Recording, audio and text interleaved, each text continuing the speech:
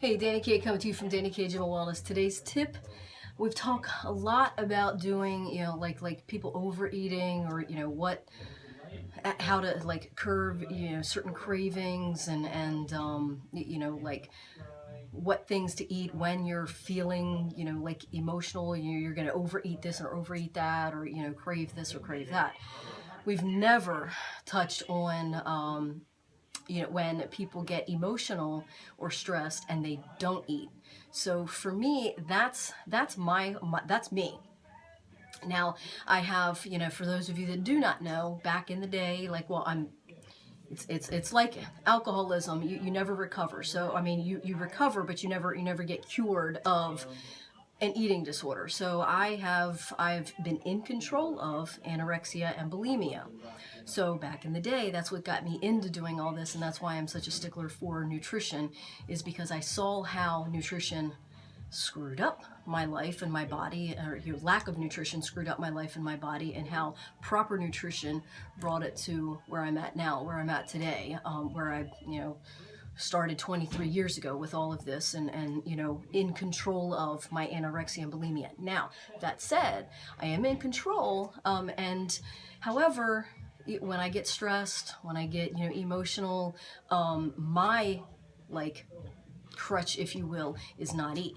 So it's that form of control, where I can't control what you're doing to me, I can't control what this is happening, I can't control this, but I'll teach you. I'm not going to put food in my system, so I'm controlling that.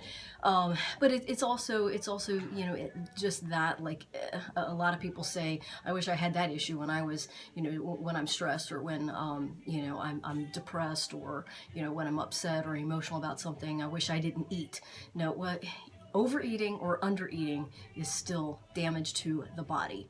So, and I always say, like, I'm in control of anorexia and bulimia. However, it sometimes rears its ugly head, when I'm going through like an emotional time or stressful time or, whatever. And do not, just because I'm posting this video, do not worry. I'm not stressful. I'm not emotional. I'm not whatever. I'm just, it's been, kind of brought to my attention about, like overeating, undereating, how do you, what are your, somebody asked me the other day, like actually yesterday, what are my habits when I do get stressed? What do I eat? And I'm like, actually, for me, I don't eat. When I get stressed, I don't eat. I can't eat. It's just like that. I don't know.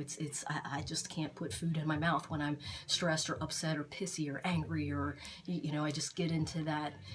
I just can't eat.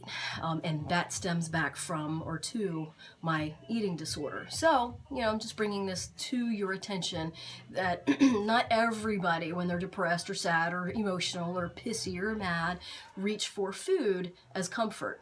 Reach for food as, a way of dealing and coping. For me, and I'm sure I'm not the only one out there, I reach for no food. I stay away from it. I can't eat. I get too upset. I'm too upset. I'm too emotional, too whatever.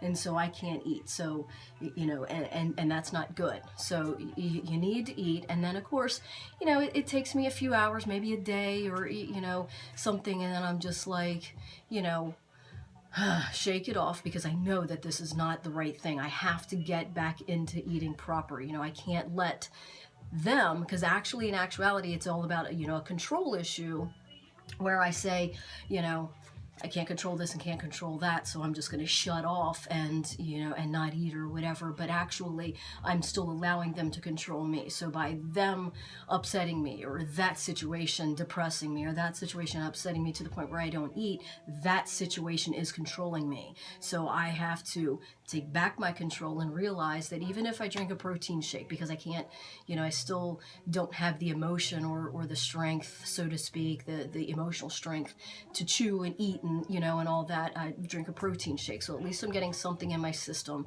I do that. So there are different levels of stress eating or stress not eating.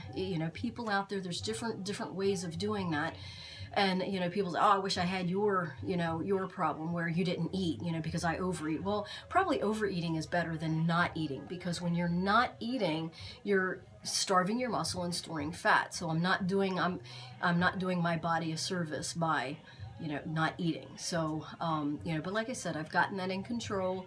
And actually, there's studies and research and everything that shows that anorexia and bulimia, while they're kind of, for lack of a better word, equivalent to, the disease, wow, of alcoholism, it's a little bit different, it's a little bit harder. Because the fact is, you need food to live. You don't need alcohol to live. So if you're an alcoholic, a recovering alcoholic, you can choose to not put yourself in that situation where there's a party, where there's alcohol. You can choose not to go over to that buddy's house where there's alcohol. You can choose to not go to that, that part of the restaurant, or, whatever, like don't sit at the bar, sit at the table, that kind of thing, where you're less apt to choose the alcohol or want to choose the alcohol. But anorexia or bulimia, you can't run away from food. You can't not go to Billy Bob's house because he's having a cookout and I can't eat, or because I'm afraid I'm going to overeat, or I'm afraid I'm going to whatever your eating disorder is. So as it is serious, alcoholism, of course, drug addiction, anorexia and bulimia is right up there, and if not one of the worst, or if not worse, because you can't just push alcohol, or you can't just push food out of your life and expect to live. You can push alcohol. If you have that issue, you can push alcohol out of your life and still live, but you can't push food out of your life and still live, because you need food. So it is a struggle. It had been a struggle. It still is a struggle when I'm depressed, or when I'm upset, or when I'm stressed. This weekend was kind of stressful for me, with some issues that were going on. But then, I get right in my brain and think, you know what? You're not going to control me. I need to eat. You're not going to f up my body and f up my muscle and all that stuff. And of course, one day isn't going to, kill me per se, but I don't want that to be the trend. So I have to, think right, get my mind right, and reevaluate everything, and, start eating again, and eating proper. I wanted to bring that to y'all's attention. Somebody, we talked about that, yesterday, about, overeating for stress and undereating for stress, or not eating, when you're stressed, and, what types of people do and don't, and why, and all that stuff. And so we got into a great big discussion. And so I kind of put it out there, and the person I was talking to was like, people don't know that. Most people don't know that about you. So, whereas everybody looks at me and thinks, oh, you don't have any issues with food, you don't have any issues with not working out, you don't have any issues with, not being motivated. I'm human just like you guys. Just because I own a gym, just because I'm on a strict meal plan, at least Monday through Friday, just because I, look like this doesn't mean that I don't have certain demons or certain things that, kind of play a part into lack of motivation, to work out, lack of motivation to not want to eat right, stressful situations that, kind of bring me back, kind of revert me back to my eating disorder, where I kind of like shake it all. I have to find it within me after, a little bit, shake it off and kind of pull myself back and center myself. So, it's sometimes, most of the time, it's not a struggle. Most of the time, it's just like, boom, boom, boom, boom, boom, boom, boom. This is my life, but you have those times and situations and issues and things that happen through life, and, life just happens, and sometimes shit happens, and sometimes we revert back to, comfort zone. We talked about comfort zone yesterday, and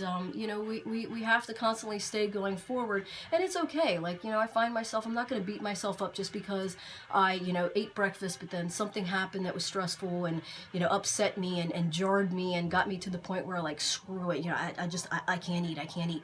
So then I don't eat my snack, I don't eat lunch, but then at dinner time, then I'm finally kind of zoned in and kind of shaking it off and be like, you know what, you have to at least drink a protein shake to get something in your system, because this is not good. And then the next day, I'm on point again. So there's people out there that, even though they look like this, doesn't mean that they're not struggling with certain things that you might be struggling with. same things that you might be struggling with, or just the different kind of same thing but the opposite end of the spectrum, you know. Whereas if you overeat when you're stressed, some people undereat when they're stressed, and either way that's not right. So we have to find that balance. And you know, like I said, it might take me 6, 7, 8 hours, might take me a whole day to bring myself back into check and get myself back on, but at least I don't stay there, and I recognize it and I pull it out. So yes, people like me do have lack of motivation some days. We don't want to work out some days. We don't want to eat right some days. And some days with, you know, the stress, you know, and you know, whatever life might, you know, pile on us, you know, we might have a overeating day, or we might have an undereating day, you know. So just know that everybody, you know, struggles and deals with certain things. There's people out there that are struggling and dealing with the same things that you're struggling with and dealing with. If you open up and ask and not be afraid, or you know, not act like, oh my God, I can't let this person know that I'm human, or I can't let this person know that I have an issue. You know, I don't care. Like for me, I'm open book, and I tell you whatever you want to hear. You know, I'll tell you. You know, if I don't hide my eating disorder, I'm proud that I've busted my ass through this eating disorder. I didn't have to go to therapy. I didn't have to go to the hospital. You know, I recognized the situation. I sought out a nutritionist, and I busted my ass to get healthier, to get better, to learn how to eat. And that's why I'm such a stickler for nutrition now, because I saw what it did to my body. It transformed me. It transformed me here. It transformed me here. It transformed me here. You know, so that's why, you know, and this is all a part of my passion for what I do. So people do undereat when they're stressed. People don't eat, period, when they're stressed. So they're different things, but we still, regardless of whether we overeat or undereat, we've got to keep it in check. We got to get it back in check before it screws us all to hell. So hope that kind of enlightened some people and helped people, some of those people maybe watching this thinking, wow, I didn't know she, you know, had that issue sometimes, or wow, that's exactly what my issue is, and I'm glad that I'm not the only one. I thought I was the only one, and I'm afraid to talk about it. Never be afraid to talk about anything. You know what? If somebody's going to put you down for something, that's the person that you've just weeded out of your life. So peace out, you know, that kind of thing. So stay in tune, stay informed, stay motivated, and stay true to yourself. Bye.